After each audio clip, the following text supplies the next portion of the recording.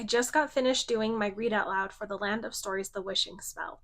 So I wanted to provide a quick review of the book, but also start with the summary. So I'm going to provide the summary first, and then I will timestamp when the review starts. When the book starts out, we learn about our main characters, which are Alex and Connor. And Alex and Connor are twins who have lost their father. And as we learn about the main characters, we also learn about their personalities. Alex is a student who loves learning and going to school. She loves anything about fairy tales.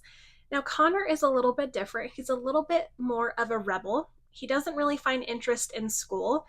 And from the book, we can tell that Connor isn't someone who usually follows directions.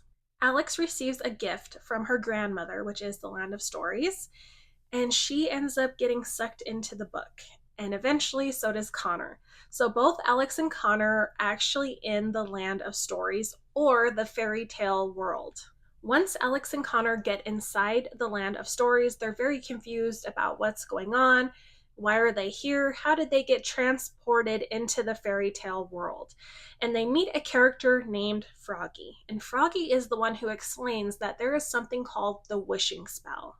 The wishing spell consists of finding specific items, and once you find these items and put them together, you get one wish.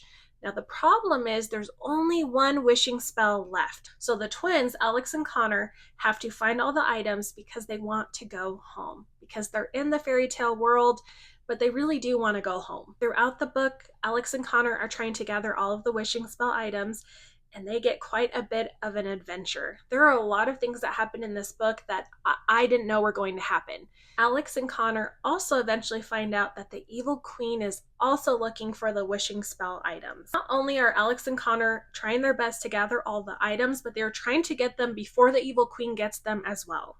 There's a lot of ups and downs, there's a lot of adventures, but eventually they get all of the wishing spell items. And I will leave it there because I don't want to spoil the ending. Now, my review of the book.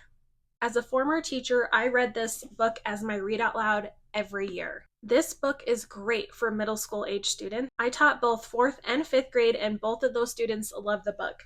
The great thing about this book is there's a lot of humor from Connor, there's a lot of sarcasm, and there's just a lot of adventure. The author does a wonderful job of making Alex and Connor's personalities work together to find the wishing spell items. Since Connor is a rebel and thinks outside of the box, he helps with a lot of the things they get in trouble for throughout the book.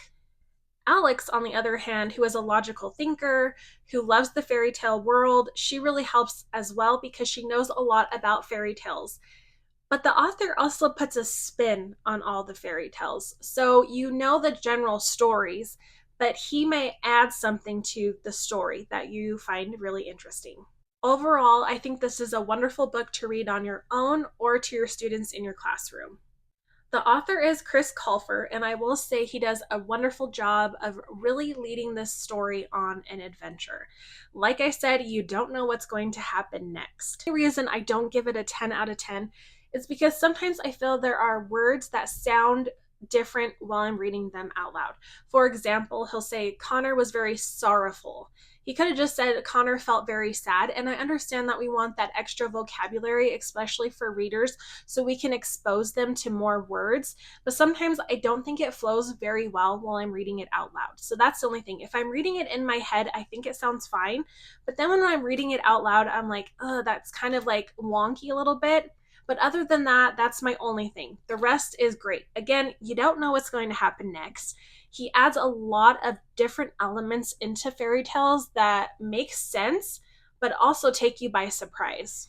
So if you are a teacher, if you are a reader, if you are a student, if you are anybody, I really think you should check out this book. And again, I think I'd actually give it more of a 9.5 out of 10. It's like that 0.5. Sometimes there are words I just don't like when I'm reading out loud. If you like this book review, please like and subscribe because I will be reading the second book in the Land of Stories. If you have also read The Land of Stories, leave me your review of this book or what you really enjoyed about it, and I will see you in my next read out loud.